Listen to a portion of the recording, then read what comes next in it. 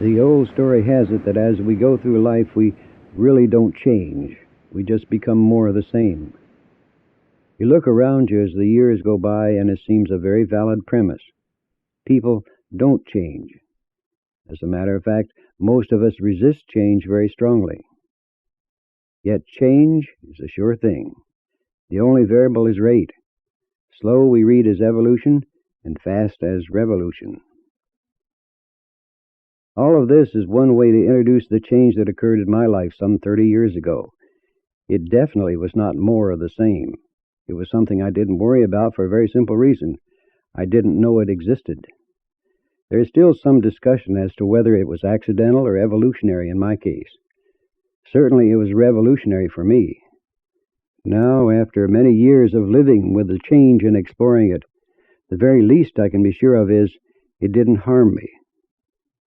The most I can say is I don't know of any other facet of human existence that can produce such a broad scope of knowledge and experience. Yet it remains relatively ignored in our present cultural context. What is it? I'm sure you already know. We call it the out-of-body state.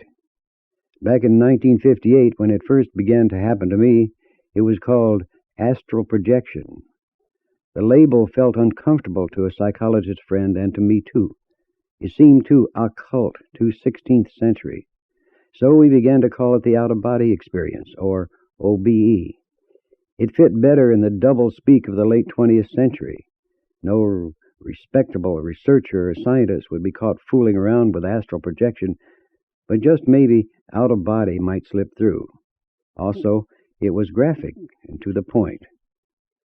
The out-of-body is a state of consciousness where you are distinct and separate from your physical body.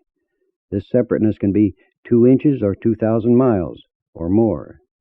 You can think, act, and perceive in this state much as you do physically, with several important exceptions.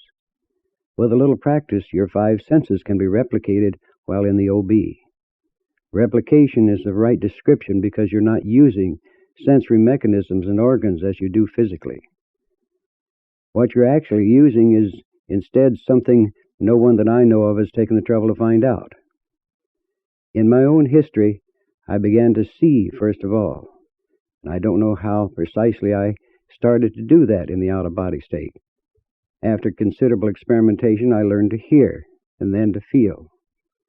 I've never learned how to smell or taste while in the OB state.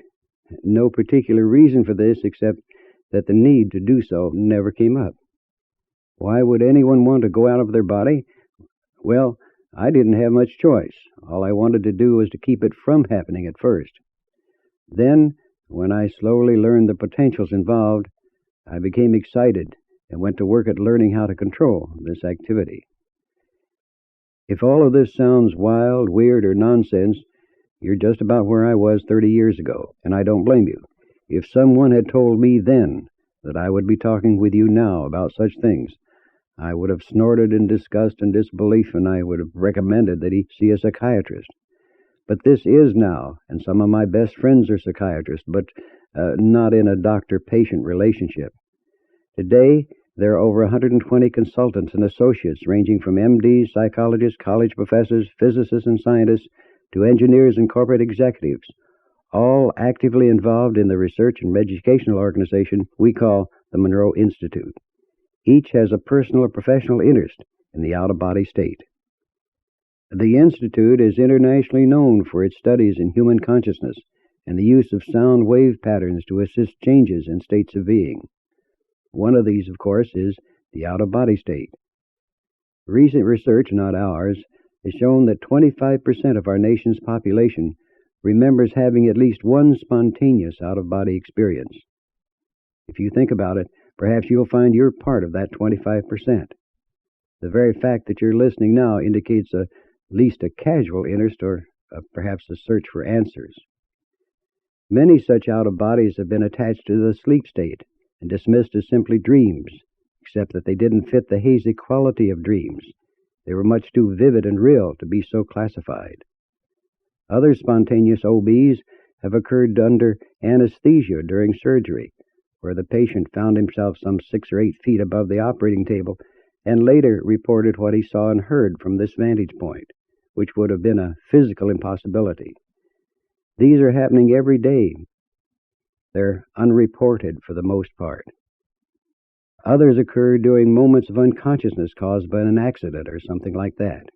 Most are relegated to an odd event and tucked away in memory as an anomaly but never happened. Our belief systems wouldn't let it be otherwise. Again, in my own case, it took a full year of spontaneous and willful out-of-body excursions with growing validation and documentations before I accepted the reality of it. The most profound of the spontaneous out-of-bodies is what is now called the near-death experience. Again, these are taking place daily, usually during surgery and under anesthesia. More and more are being reported due to the efforts and publicity by several organizations that have sprung up to investigate this phenomenon. Most near-death out-of-body experiences have the effect of changing completely the belief systems of the patient, and thus their lives. They come back knowing they are more than their physical body, and without any equivocation, they will survive physical death. You can understand what I mean by profound if you'll think about how such knowledge, not belief or hope or faith, would affect your life, that you are indeed more than your physical body, that you do indeed survive physical death. Think about just knowing that, just those two as knowns with absolutely no conditions or complication. Human history is full of such references to what we call out of body. You're beside yourself, out of your mind, fall asleep and wake up, pass out, and it goes on, even to witches who rode a broomstick, myth or misconception. Every era has its own interpretation, and it's a lot of smoke to be without a fire. In our own effort over these many years, the Monroe Institute research projects have taken it the hard way. We have not used drugs or anesthesia or any other body-invasive techniques. Yet we have been able to induce and train subjects to achieve OBs in a constant and objective manner. It doesn't take place overnight. Some learn the process in a month. Others have taken several years. Also, we have taught many spontaneous OBers to learn conscious control. We've learned much from the testing and experimentation we've done. Now we take the position that everyone moves out of their body during delta or deep sleep. The fact that you don't remember it, except possibly as dreaming, is perhaps no more than a rejection or censorship by your belief system. In the beginning of out-of-body activity, you retain the form of your physical body, head, shoulders, chest, arms, legs, and so on. If you have any internal action, such as replicated blood flow and heart, I've never been aware of it. However, again, in my own history, the more one becomes familiar with and uses this other state of being, you become less and less humanoid in form and shape. It's sort of like a gelatin taken out of a mold. For a while, it retains the shape of the mold. Then as it warms up, it becomes soft around the edges, and finally it becomes a liquid or a glob, or, say, a more convenient form, such as a teardrop, which is my favorite. Of course, you can reconstitute yourself back into your physical human shape just by thinking about it. This second body is extremely plastic. You can make it into any shape you want. You can stretch it like an incredible rubber band, release it, and it'll snap back into a central mass. So you have a tendency to fold up or melt arms and legs into the mass until you, say, need them. It's just like a jetliner does it with flaps and landing gear. You can always form new ones and do it in an instant if the need arises. However, it's important to remember that whatever the shape, you remain you. This second non-physical body seems to have little or no mass as we know it. In a completely physical environment, gravity does have a slight and perceivable effect upon it. Also, there seems to be some relationship to electrical fields as it is attracted to them. On the other hand, physical matter such as chairs or a steel wall is much like a cloud you can pass through easily. And if you do so slowly enough, you can actually feel and identify the texture of the material as you go. Finally, as to where you go and what you do, there seems to be no limitation. If there is, we haven't found it. In an out-of-body state, you are no longer bound by time and space. You're not part of it. Your normal, non-physical state is another reality system. Thus you feel you're just a temporary visitor working your way through a dull gray cloud. And it's much more fun and clean to be up in the sunlight. You have a great sense of freedom, yet you're not. You're like a balloon or a kite on a tether. At the other end of the cord is your physical body. How do you learn to go out of your body? At this point, I cannot tell you of a quick, instant way to willfully achieve the out-of-body state. Well, I can, but they're too permanent. I'm sure you can too, such as driving your car over a 1,000-foot cliff.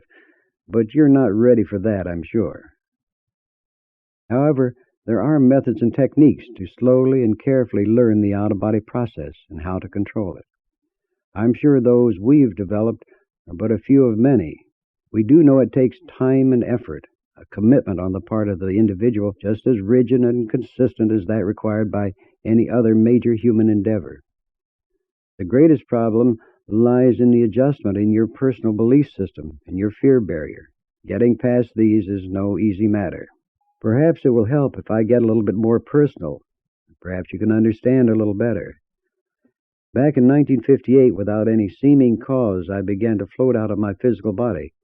It was not during sleep, so I couldn't label it as simply a dream. I had full conscious awareness of what was happening, which of course only made it worse. That meant to me some form of severe hallucination caused by something dangerous, a brain tumor or a stroke, or some mental illness. At the time, I was in reasonably good health, had no major problems or stress, just an ordinary guy doing ordinary things. I owned several radio stations, had offices on Madison Avenue in New York, a home in Westchester County, and not the least, a wife and 2 small children. I was taking no medication, used no drugs, and drank very little alcohol. I was not particularly involved in any religious activity, nor was I a deep student of philosophies and Eastern disciplines. The point of all this is to show how completely unprepared I was for such a radical change. Perhaps the best way to convey what is meant by the out-of-body experience is to describe that first time it happened to me. For some weeks I had encountered a strange sense of vibration, which I felt when I lay down for a nap or for a night's sleep. It didn't take place every time, but often enough to give me concern. When I felt the vibration begin, my body became paralyzed and I couldn't move, and it took tremendous effort to sit up. And when I did, the vibrations faded away.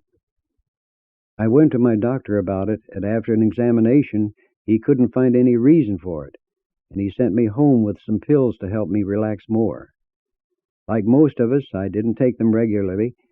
I either forgot about it or they made me too dopey or sleepy. Finally, I stopped fighting the sensation, saying to myself, if it's going to kill me, let it happen, let's get it over with. So the next time when I lay down and the vibration surged into me, I just lay there and waited for something to happen. The sensation simply faded away after about 5 minutes. After that, I simply waited for the vibrations to get through their cycle, and then I would go to sleep. I stopped worrying about it. They were like hiccups. You don't concentrate on them and they go away.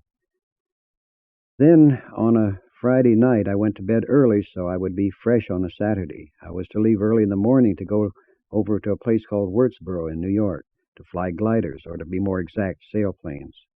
A cold front had come through, which meant there would be strong northwest winds and a clear day, and that meant good soaring on thermals. When I got into bed and settled down, the vibrations came and I began to wait them out so I could go to sleep. As I was lying there, I thought how nice it was going to be the next day, soaring, and how good it would feel when a strong thermal lifted you upward, smoothly and easily. And I just lay there thinking about all these wonderful gliding prospects. After a few moments of such contemplation, I felt a bump against my shoulder, and I turned and looked, and I found my shoulder bouncing against the floor. My first thought was that I had fallen asleep and rolled out of bed. Then I suddenly realized that it couldn't be the floor, because there was a rug on the bedroom floor. Also, not far from me was what looked to be a fountain sticking up out of the floor. This was certainly a strange dream, I thought, and then I noticed that there was something familiar about the fountain.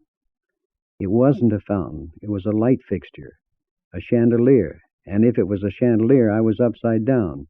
and if I rolled over, I might see what this was all about. And so I did, and sure enough, there was our bed down below me, and there was my wife lying in bed asleep. And there was someone in the bed with her, also asleep. I remember wondering with amusement, whom would I dream to be in bed with my wife? And then I focused on the man's head, and that's when the shock hit me. It was my face. I was in bed with my wife. Then what was I doing up against the ceiling? I was absolutely sure of the answer. I was dying. This is what it was to die, and I didn't want to die. I panicked, and in frantic terror I swam and clawed my way through the air back to the bed and my body, and somehow snapped back inside. I sat up in bed and in the dim light looked up at the ceiling and the chandelier and slowly calmed down as best I could.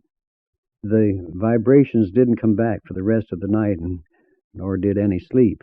In the morning I didn't go gliding. I did what I'm sure you would have done. I made my doctor friend see me on an emergency basis. He immediately recognized the seriousness of my anxiety. He even recommended hospitalization. But he couldn't find anything physically wrong with me, so he gave me some more pills, and I went home. This time I took the pills. After several more times floating over the bed, totally uncontrolled, pills or no pills, I went back to my doctor for help. I was deeply worried or deeply frightened. I was so sure of two things. One, that I wasn't the psychotic type, and two, that our body of science, including medicine, had the answers for everything. Maybe not the cure, but at least a good solid opinion. It had to be something physical that was causing the hallucination, like a brain tumor. My doctor friend saw immediately the depth of my fear and put me through a complete and extensive exam, the whole thing, blood tests, fluoroscopes, x-rays, the works. The results were negative, much to his surprise and, well, the same surprise to me. He finally sent me home with another set of pills and to call him if the thing persisted. As for me, I was tremendously disappointed. I was sure there would be a reasonable answer or a good opinion based on previous scientific research or studies. But there was none. No recognized and acceptable authority on the subject. The only recommendation I received was 5 to 10 years of psychotherapy. More, those I talked to were not even particularly curious, polite, but that's about all. Western civilization, in which I was an active participant and believer, had let me down. It was a very lonely moment. After about the 10th OB experience, without any effects other than my own terror and fright, I suddenly realized the obvious. It wasn't going to kill me. The thing itself actually was not going to kill me. And whatever else, I just might not be hallucinating, because, like the chandelier from the ceiling perspective, I was getting small bits of verification that were useful only to me. From that moment on, I stopped being afraid of going out of the body. That's not to say I didn't later encounter some very fearsome situations. I did. But after that, it was a simple need to get the thing under control, to somehow first to learn to stop it when I wanted to, and then to learn how to start it if I felt like it. I began taking careful notes, attempting to be as objective as I possibly could. The record-keeping might help me review what was happening. Also, to gather information and help in some form of testing, we set up a research and development division in a corporation privately owned by me and my family. This eventually became the Monroe Institute. So that there can be no misconception, all of this organized effort and expenditure was not aimed at the betterment of humankind. It was not set up to prove to the scientific community and the world at large that there truly was such a phenomenon as the out-of-body experience. Thus, no academic papers of our work appeared in any scientific journals.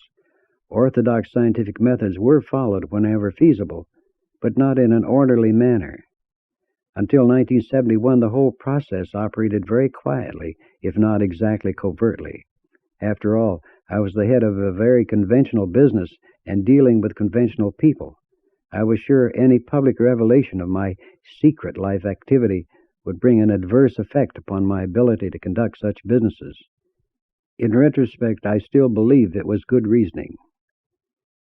Thus, the original purpose was solely to solve my own personal and urgent needs, to learn how to control and understand what was happening to me. I was the one who needed help, so the motive to learn and investigate was personal and selfish, not profound or idealistic or noble. I offer no apology for this simply because I was the one who was paying the bills. I will admit to one thing. Once the fear was gone, it was replaced by something equally demanding. I got curious and a little less lonely. The adventures of those early days and the incidents and activities that took place back then appear in detail in my book, Journeys Out of the Body, which was first published in 1971 by Doubleday and is still in print and in the bookstores. I think that perhaps I ought to acquaint you with our position as to reporting of my out-of-body activities and other events, as well as our related research. We attempt to tell it like it is. We try to strip away any myths, religious beliefs, conventional ethics, morality, and other factors that might distort the picture. We try to begin with a clean slate, as it were. By doing so, we hope to uncover new views on old ideas that make sense to the late 20th century Western mind. Above all, we don't place value judgments on any event or information. So far, it seems to work, sometimes not easily because physical imprints die hard. An early item of interest might be one of the first major evidential trips I made, and a peculiar part that almost went unnoticed. A psychologist friend, Foster Bradshaw, who lived several miles away, began to work with us as a consultant, and we had a standing agreement that whenever I felt like it, I should try to reach him during an out-of-body state. One weekend, I called to find Brad sick in bed with a cold, and after hanging up the phone, I decided it would be an ideal time to try it.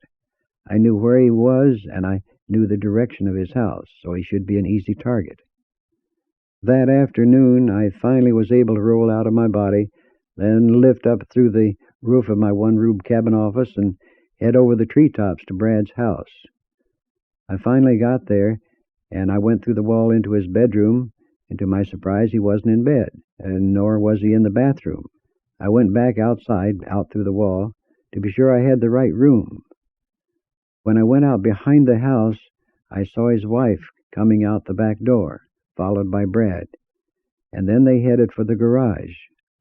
I tried to get his wife's attention without success, and then I turned to Brad and tried to get his attention, and after much gyrating in the air in front of him as he walked, he responded with, "Well, I see you made it."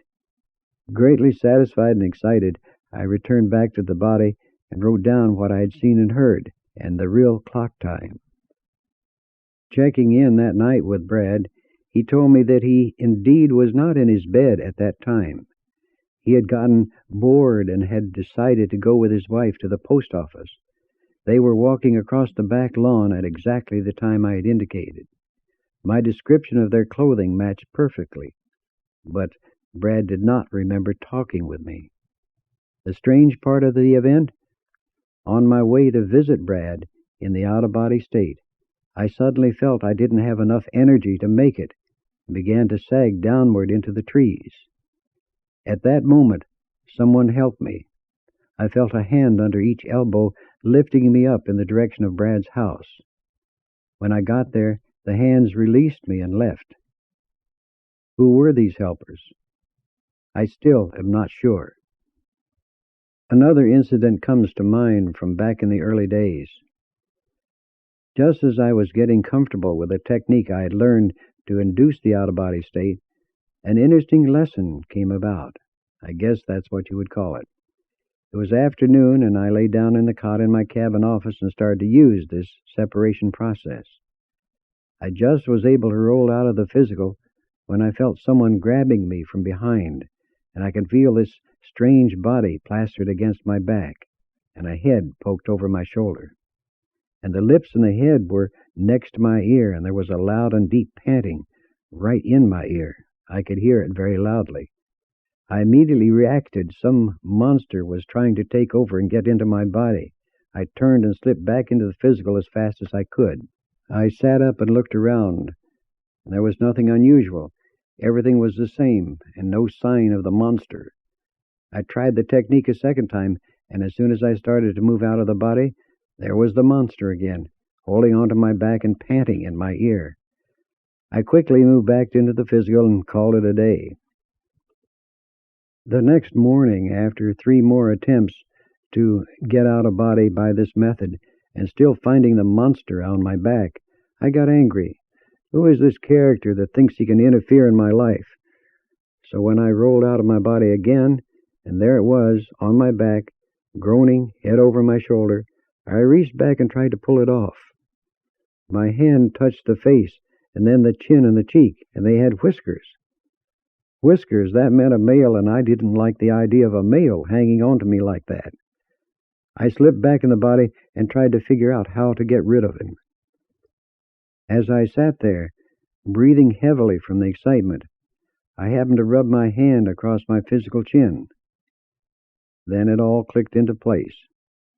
I heard myself panting and rubbed the whiskers on my chin, sitting there in my physical body. Then I laughed. That's real paranoia, afraid of my own physical body. I checked it out. When I altered the breathing pattern of my physical body just at the point of separation, so did my monster. And finally, to prove the point, I went up into the bathroom, took a very clean shave, then came back, lay down, rolled out of my body slowly, and checked. My monster's chin was smooth, and it faded away as I moved further from my physical. So much for my dangerous monster. In those early turbulent days, we finally moved to set up some kind of program that would develop conscious control of the out-of-body process. If no one really knew anything about it from a causative aspect, we would take the route of investigating what we had first, namely me, and go on from there. We, meaning a friendly psychologist, a curious physicist, and an indifferent electronics engineer, we put together a modest research facility on the land back of my house in Westchester County. There was some 30 acres in which to hide it, so the distant neighbors never knew it was there. As my career had been in sound, the production of network radio programs and music principally, we started with this base, and it was in this lab back in the woods of Westchester that we first began to use sound to affect brainwave patterns in a human, and thus his mental and emotional behavior. We learned that we could help people go to sleep and stay awake, for example. We focused upon the sleep area because the out-of-body states seemed somehow related. We learned what frequencies help to produce specific states of consciousness, and the very many that don't seem to do anything. We called the pattern a frequency following response, or FFR. And what we do today, both in education and research in our laboratory, is an evolving and sophisticated extrapolation of what began way back then. The fallout from our main effort brought such applications as a drugless means to go into and control sleep, keeping awake, intense focus of attention, accelerated learning of both mental and motor skills, self-acquisition of various levels of individual consciousness, stress tension reduction, and pain control, to name a few. We call the process Hemi-Sync, for hemispheric synchronization, which is a description of the coherent EEG brain pattern evoked by the method. So, after some 30 years of dealing with the out-of-body experiences, here are a few no's I can pass along. First, an out-of-body is not going to kill you, just as I like to report. In and of itself, it cannot be classified as dangerous to your physical health. Mentally and emotionally, no problem if you take it one step at a time. Most of my medical friends agree that I'm still operational physically simply because of my OB activities, not in spite of them. Second, such experiences do not lead to withdrawal of interest in physical life. It's not necessary to go live in a cave. Rather, the different overview you develop enhances all that you do and think in this, here and now. You won't get rich in the conventional sense as a result, although there's nothing to stop you from doing so. As to other kinds of wealth, that's something else. I'm sure you now have an idea about such matters. At the very, very least, I now know and understand myself. Add to that a broad-banded participation in human life activity during the 20th century, the age of the fire wagons. Great stuff. Well, see you in 12. We're on the high road. Thank you for listening. What's the difference, Bob, between astral travel and out-of-body? I have a very quick and simple answer to that. Astral travel is what we consider an old-fashioned occult kind of word, and we're not really sure exactly what it means, first of all. And secondly, from the point of view of the idea of astral travel has a connotation that bears a lot of mystery and secrecy about it, and we don't feel we're that mysterious or that secretive. And so a friend of mine, a psychologist by the name of Charles Tart, actually coined the word the out-of-body experience back in, I believe it was the early 60s. You did some work with him at Davis, didn't you, on controlled out-of-body experiences? Yes, as a matter of fact, we started not at Davis. It all began when he was an assistant here in Virginia at the University of Virginia, and we did some work not with the University of Virginia necessarily, but while he was here, and we developed a very close association in that period. My father, before I came here, he was 86 years old. I told him where I was going, and I gave him your book, and he said, "Son, I'd like you to get back to your body if you get out of your body while you're in Virginia. I like you just the way you are." Last time I left my body, when I tried to get back in, there were 6 people there ahead of me. I thought they were Orientals looking for a home. Is there ever any danger that a person, if they left their body, wouldn't get back in? I've never heard of that. There are so many reasons that one would have to get back into their body that I don't, in my own experience anyway, feel I've ever had any such problem, because there's a very simple, what we call a panic button system, that in turn, if you use that, brings you back to your body instantly. So you don't use it unless you are in a situation where you're in a hurry.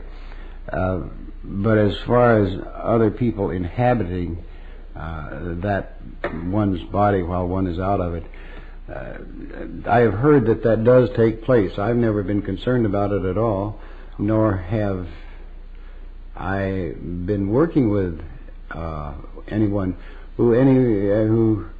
in which such a thing even remotely took place as a possibility. So that's as close as I can give to you. I do, on the other hand, suspect that where one is into drug use, or even say,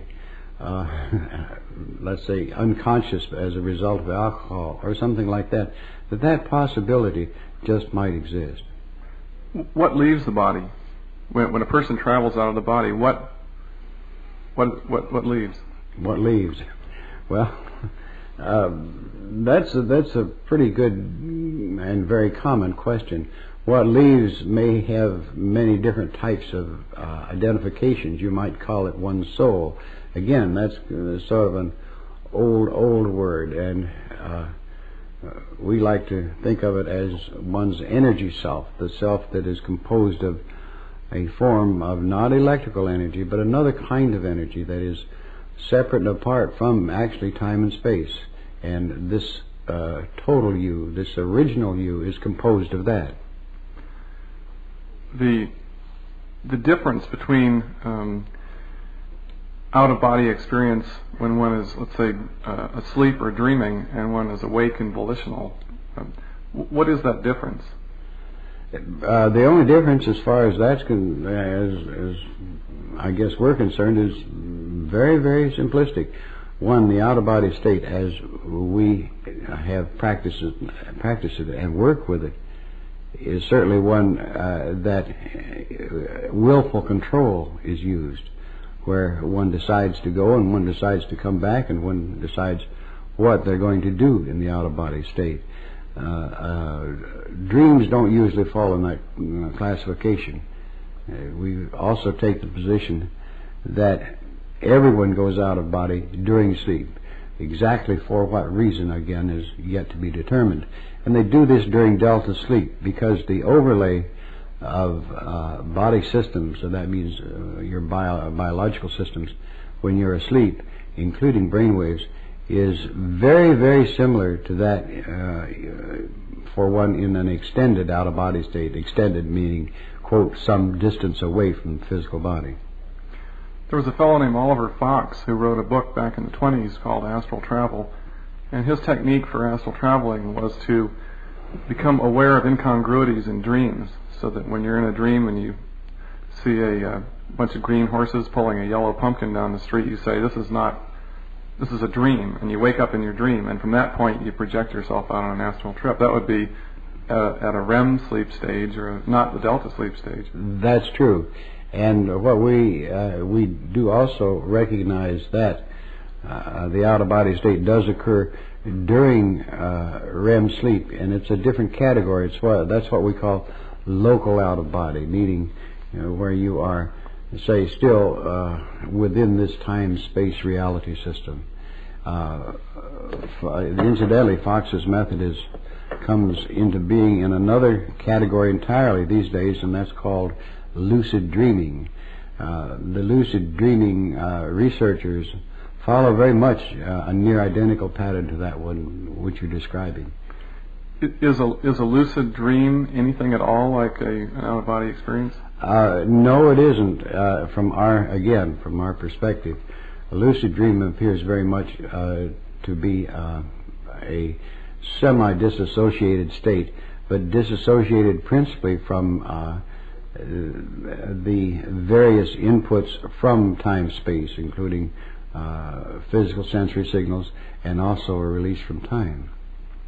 Isn't there a release from time in the out-of-body state also? Yes, indeed, but in the out-of-body state one is totally detached from any physical sensory input.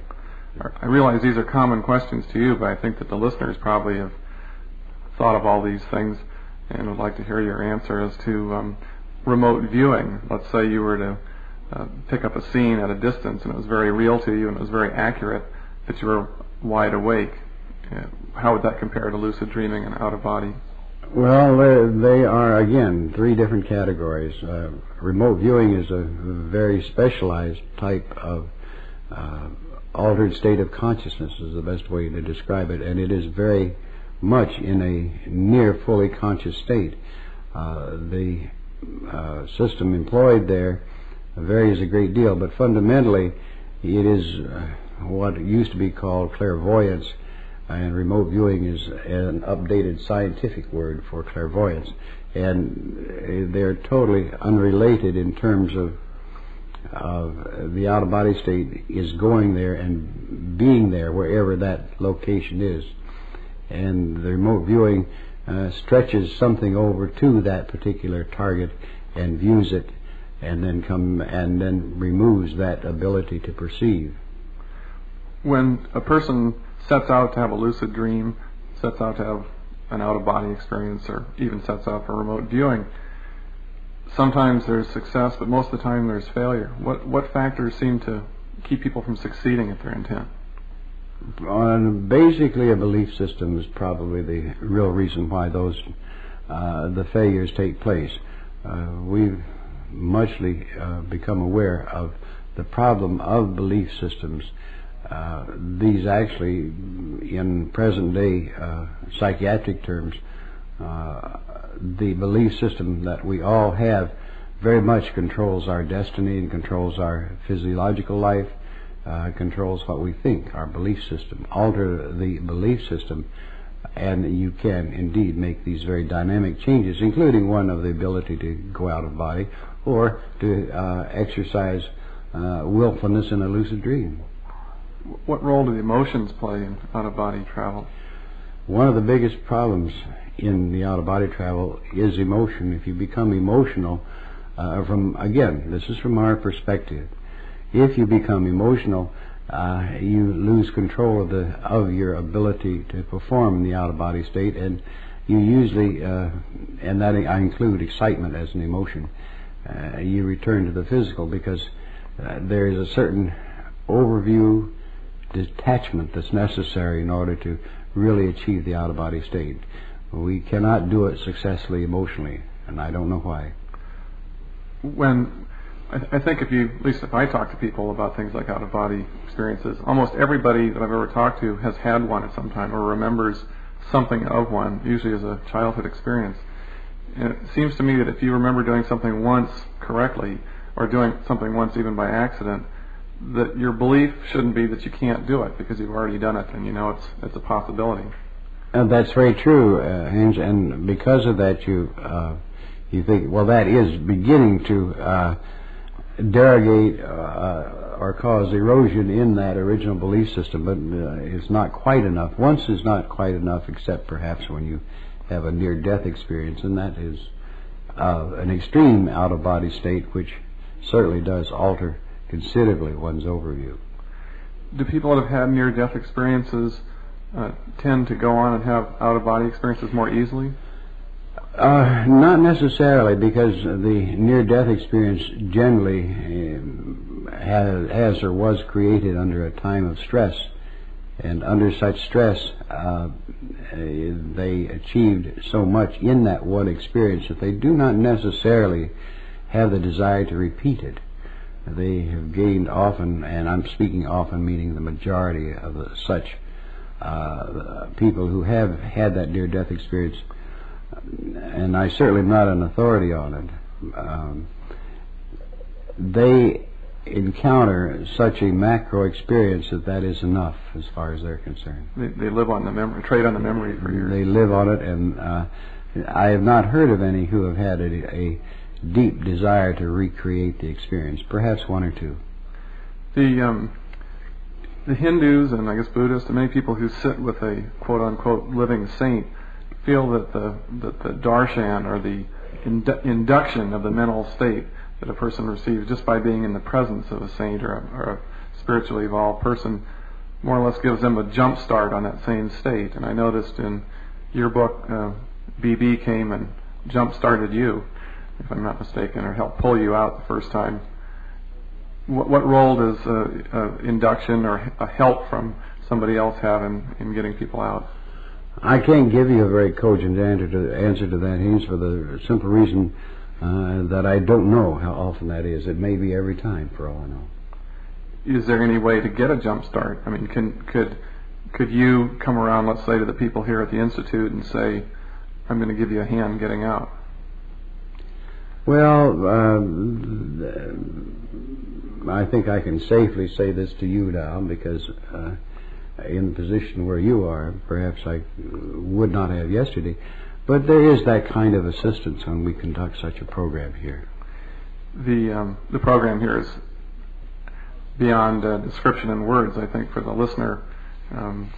What Bob Monroe does here at the Monroe Institute is he has about, 26 isolation chambers where people lie down and put on earphones and listen to Bob talk to them, and listen to special sounds that he's created called Hemi-Sync. And these things have a profound effect on your consciousness, and I think every single person that's been here has been profoundly affected, but it's almost impossible to describe. It's one of those odd things. So there you have a pretty good description and demonstration of what this Hemi-Sync process is. We've been working with it for the last 20-some years, and we have various frequencies generated in that fashion for various purposes, and certainly the simplest of those is to be able to get a good night's sleep, and the other end of that simplicity is to stay awake when you need to stay awake. And in between all of that, of course, is a multitude of various effects one can create with this binaural beat in sound.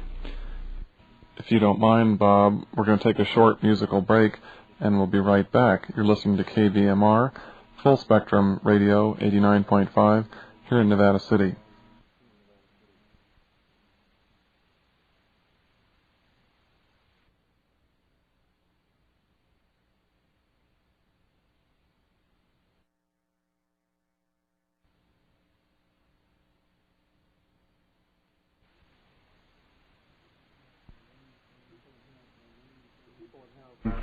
The people that have learning disorders or affective disorders or conditions, let's say with aphasia caused by one half of the brain being damaged, would they be affected by linking the two halves of the brain together? Apparently so. One of the things that we've had, and I say we, I mean people associated with us, have had considerable success, and it has been spotty in the sense that it is not a broad enough study to publish, at least as yet. With autistic children, for example, and with dyslexic cases. One of the most profound that I encountered, a psychologist friend on the West Coast, took me out to dinner one night, and this very lovely young waitress was specifically serving us, and was very charming and very verbal in her conversations with us. And after we having taken our order and after having served our dinner, my psychologist friend turned to me and said, I thought you'd like to meet her before I tell you about her. And it seems that he had, in the space of 5 weeks, converted her from an incoherent dyslexic to the very conversational young woman that I had just met. It was very much of a demonstration. And he was using... he was using our Hemi-Sync process. Hemi-Sync process. Mm-hmm. It certainly has the ability to affect the physical body. The tape that we heard this morning, just unbelievable effects were occurring in the physical body. And how do you devise those? I know it's kind of maybe a proprietary question, but how does one go about devising a system of sounds in combination with Hemi-Sync that will cause such a profound shift in the physical body? Well, unfortunately, Haynes, the only historical thing we had to go on when we began this, and you have to remember that my career has been in sound, in the broadcasting field and in music, so this was something quite familiar to me and something very natural, this concept of using sound.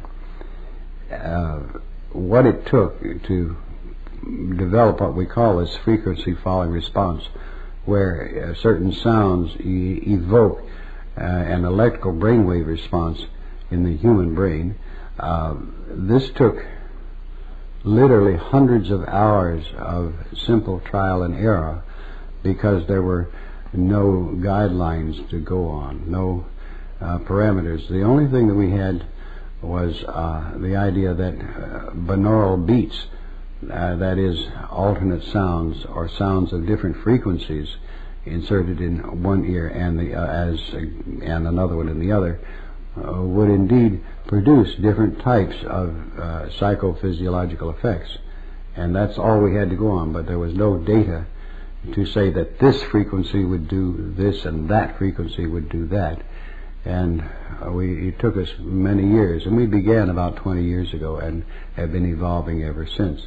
And then we developed, of course, the combinations of frequencies and the effects of those combinations. And that's what we use mostly these days, are combinations of binaural beat frequencies in any given particular application.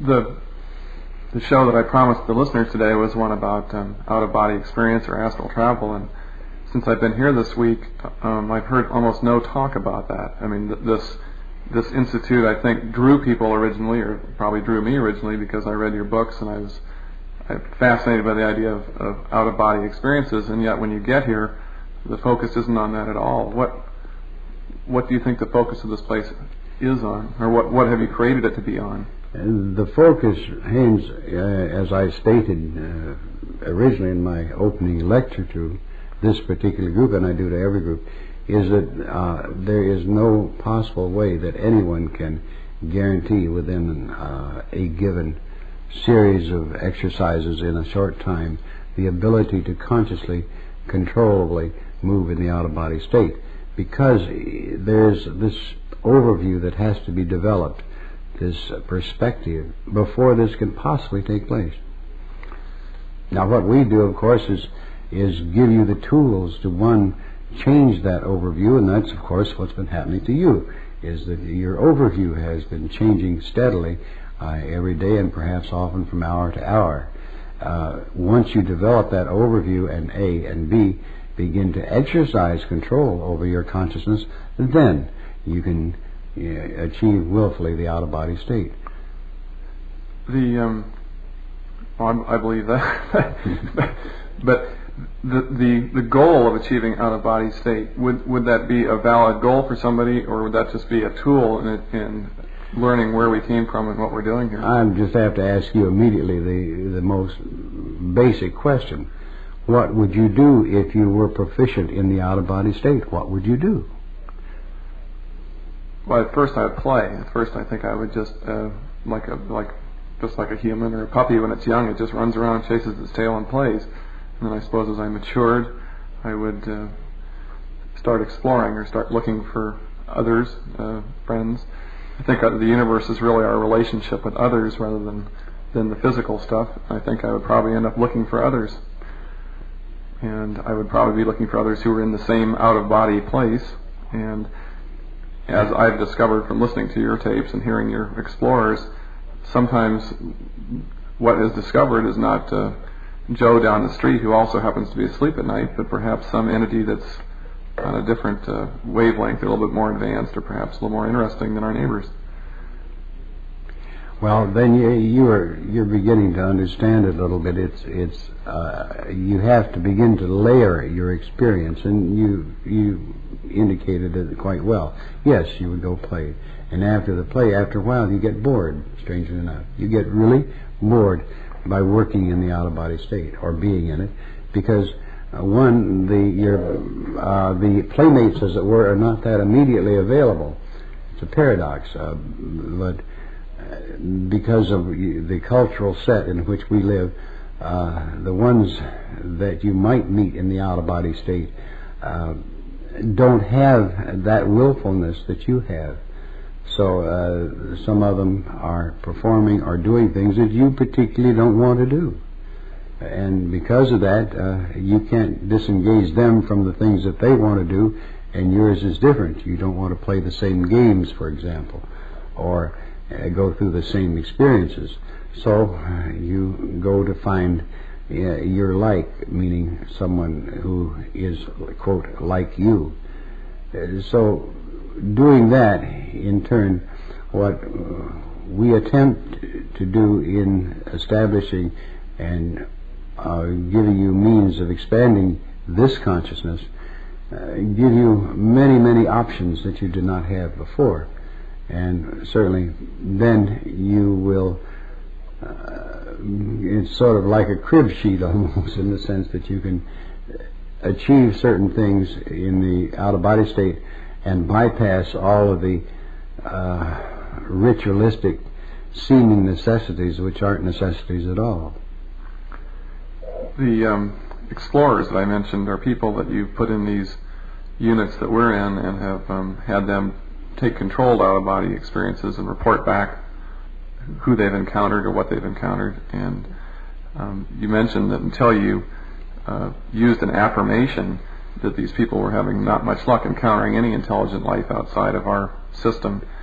Nowadays, everybody in Nevada City is a channel.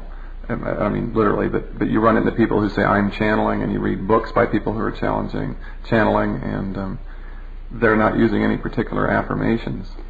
That would be apparently quite true, and this could get into a long dissertation in an attempt to define channeling as such, as it is practiced more and more these days. And for example, let me give you an alternate there to give you an idea of the wideness of such a discussion. One of our associates is a psychologist who practices in Richmond, and one of his major areas of patients are those with multiple personalities. And in dealing with this particular dysfunction, he has discovered, and especially being associated with us, that every one of his patients has in one of its multiple personalities a channel type character who is omniscient, who has all of the characteristics that these others are finding in the whole channeling process that is taking place at an ever widening level. So it brings up immediately the question, what is this channel? Is it could it possibly be an aspective personality of that individual and, quote, nothing more? And that's an understatement. It's something very magnificent hidden within the personality of each individual. Or is it truly an exterior self, personality, that in turn is somehow made an, I don't like the word intrusion, but a connection, as it were, with the one who is performing the channeling? See, there are many, many questions involved here. Could all of them be true? I mean, some of the channeling that I have heard is so, hate to use the word dumb, but it's not very bright, and it's probably no brighter at all than the person who's doing it. And others, it's been very clear that the person who's talking is brighter than the person who's the channel. It's quite possible.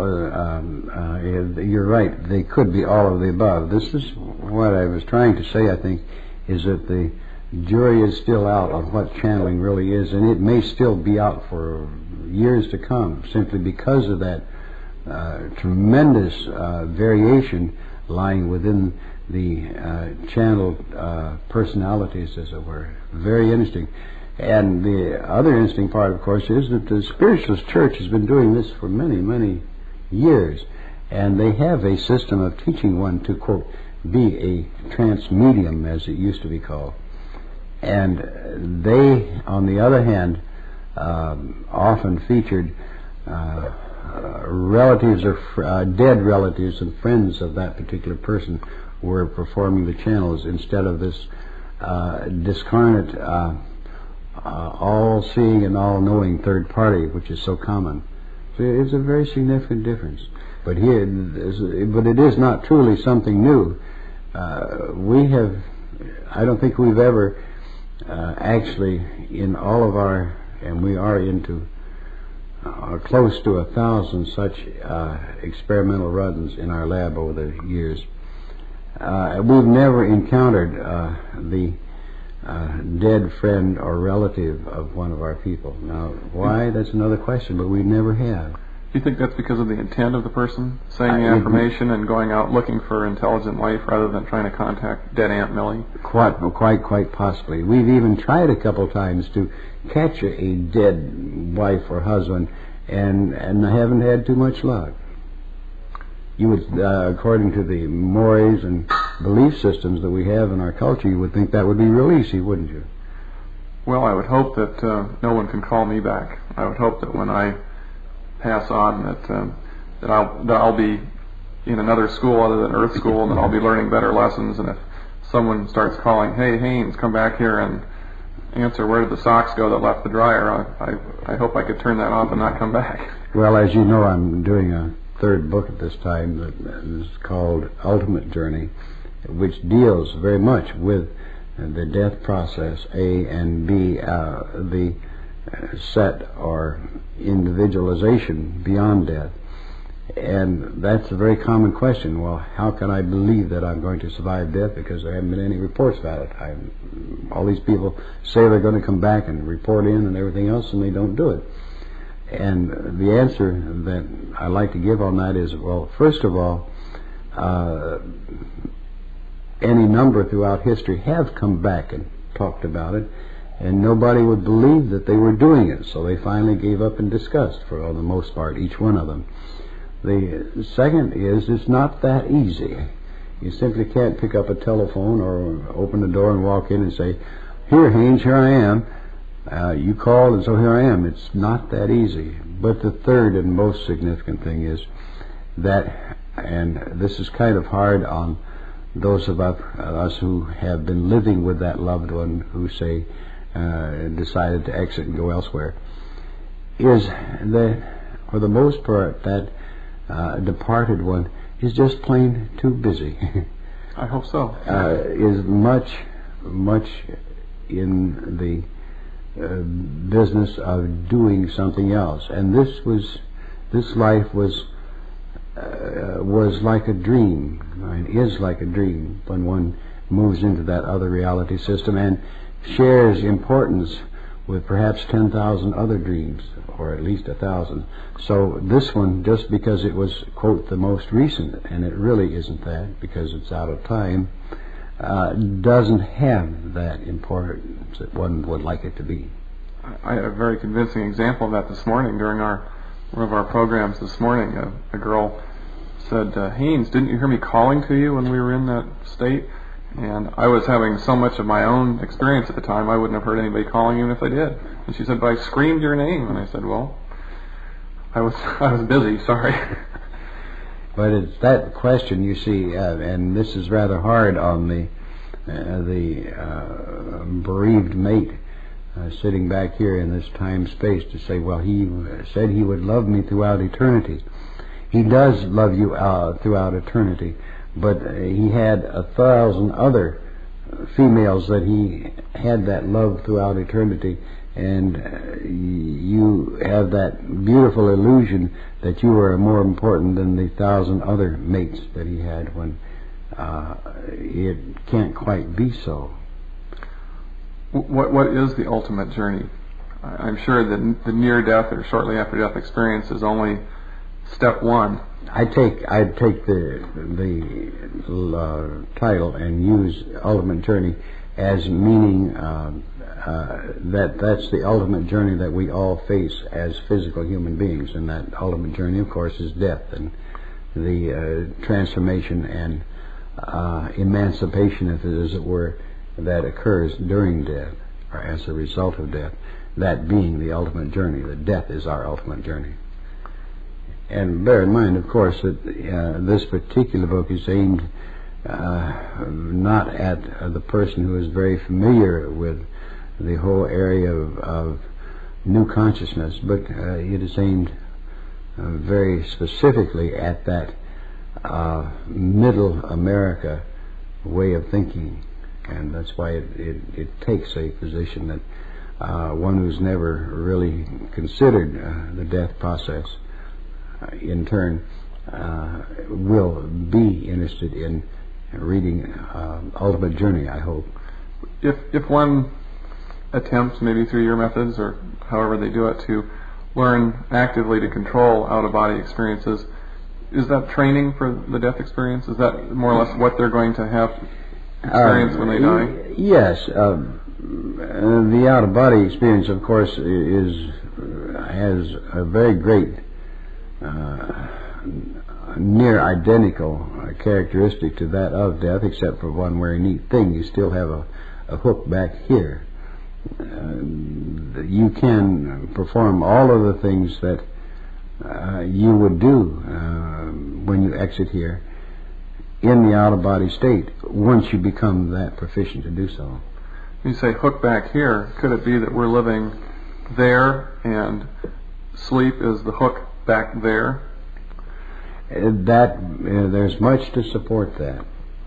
When, as I stated, that you realize that the sleep state, the delta sleep state, is so similar to the out-of-body state, that what are we doing in the delta sleep state?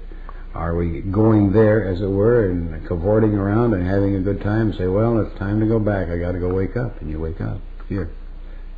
Or they could be saying another one, I got to lie down and dream again, and you wake up here. Right. Which is the real us.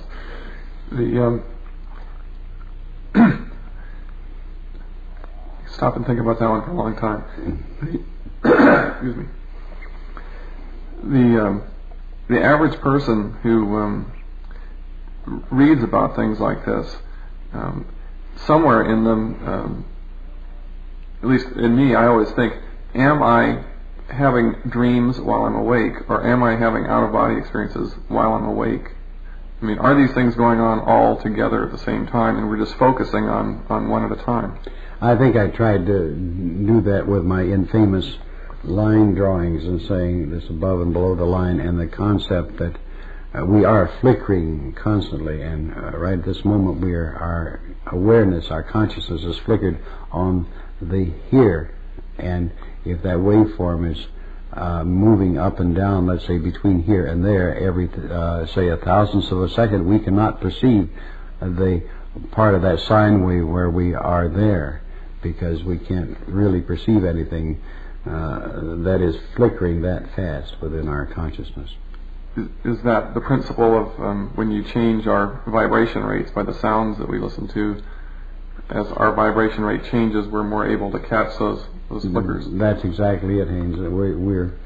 We're helping you move in that direction of awareness of there, and simply by changing this vibrational rate to be more in tune, as it were, with that particular vibration.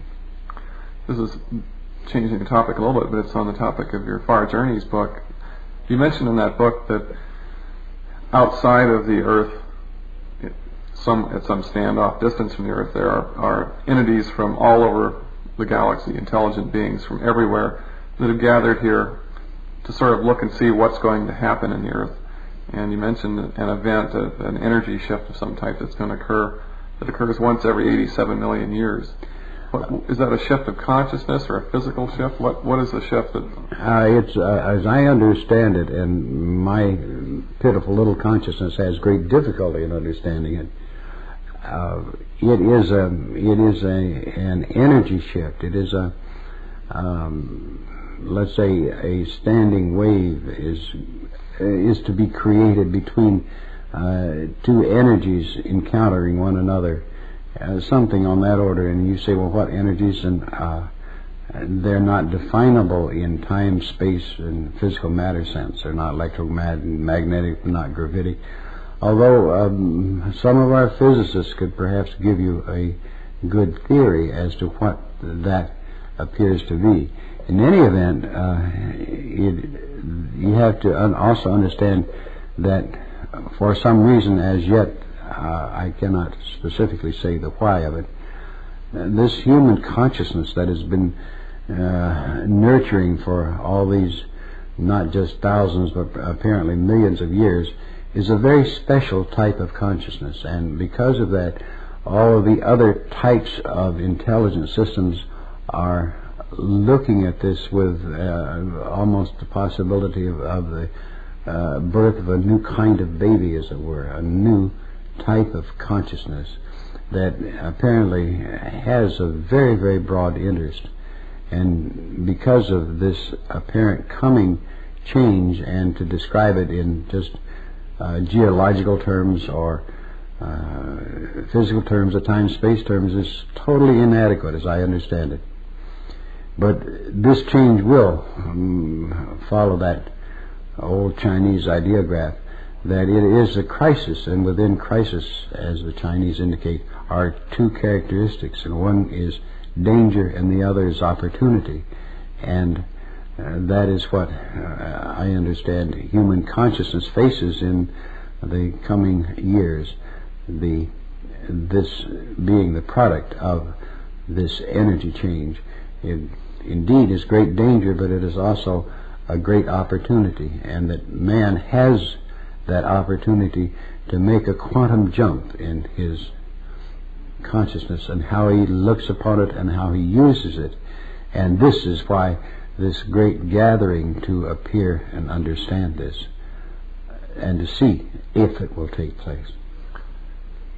I think most people would intuit that the change that has to take place is an increase in love in the world or in man's consciousness. But how does the average guy in the street go about getting in on this change of consciousness? Or is there anything that the listener out there would do right now to shift his consciousness to be in tune with what should be happening in the world?